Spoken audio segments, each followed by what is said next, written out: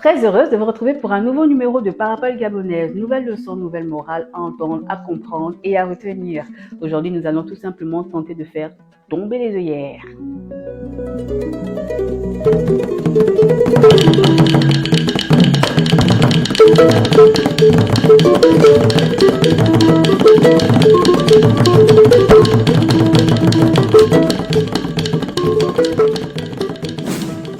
Bandi nyima kumu manganga bukaye aye manganga tuna bandi hier botari bonane bokaye bono mave minongolo.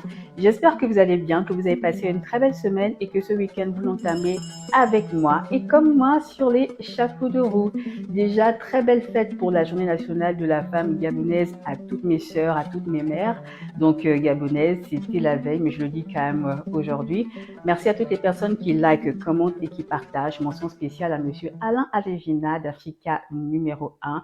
Je profite donc de l'occasion pour dire merci et saluer donc tous mes maîtres formateurs, monsieur Serge Izagormeye, Théophile Ndongeda, Patrick Biban, Moudouma Zamba, Marc-Ulrich Malekou, madame Fanny Ella Assa. Merci encore pour tous vos conseils. Évidemment, nous avons une pensée pour tous les agents d'Africa numéro 1 qui sont déjà de l'autre côté, qui ont traversé, et qui préparent la place pour nous. Encore merci. Alors, abonnez-vous, posez vos questions, on y répondra avec toute la bienveillance qui caractérise le temple Silayo Konzan et Nyunga. Place à la parabole de la semaine.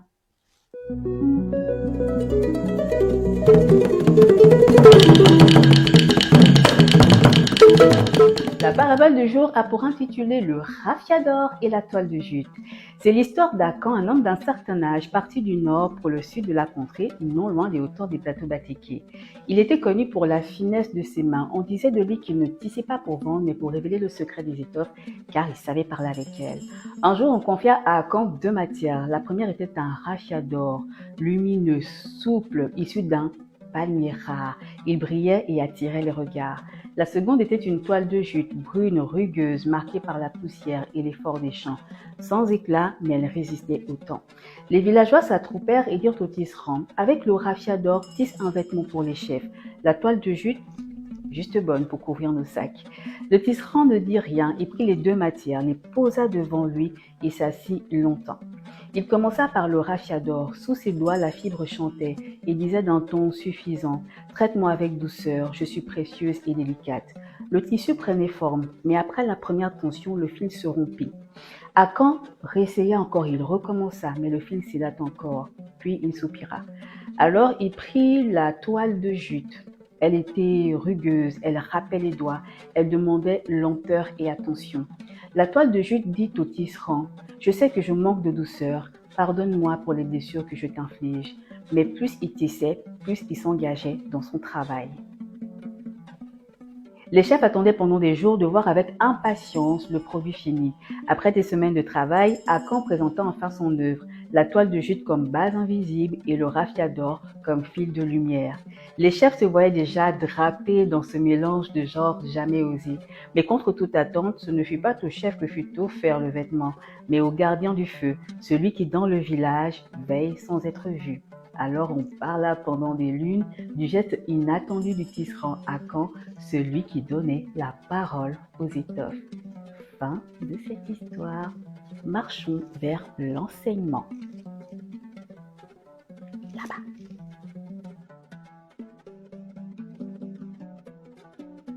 Bienvenue dans la maison de l'enseignement. Dans cette parabole, le tisserand est l'incarnation de la sagesse, celle qui sait voir au-delà des apparences et des influences.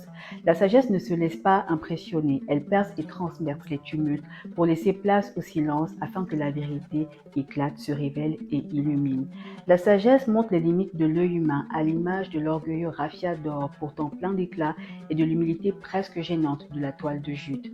À travers cette parabole, les ancêtres nous font comprendre que nul n'est à ignorer, car toute créature est indispensable dans le plan de la création et du Créateur.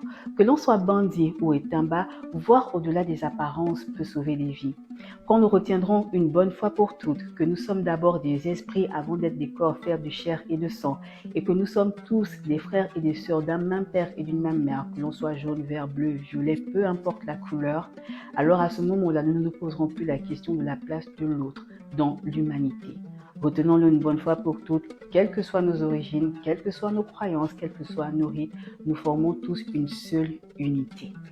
Alors, voir au-delà des apparences peut te faire entendre raison, car comme le dit le verbatim de ma sœur Florina Melinda Mba Ebumba Nyangita, tout ce qui brille n'est pas lumière, tout ce qui parle n'est pas esprit, tout ce qui impressionne n'est pas vérité, et tout ce qui se manifeste n'est pas divin. La perception des apparences sans le discernement est trompeuse, mais le discernement dans la perception des apparences est révélation.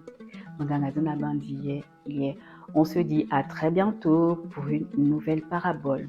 Questions, commentaires, like. Bye bye.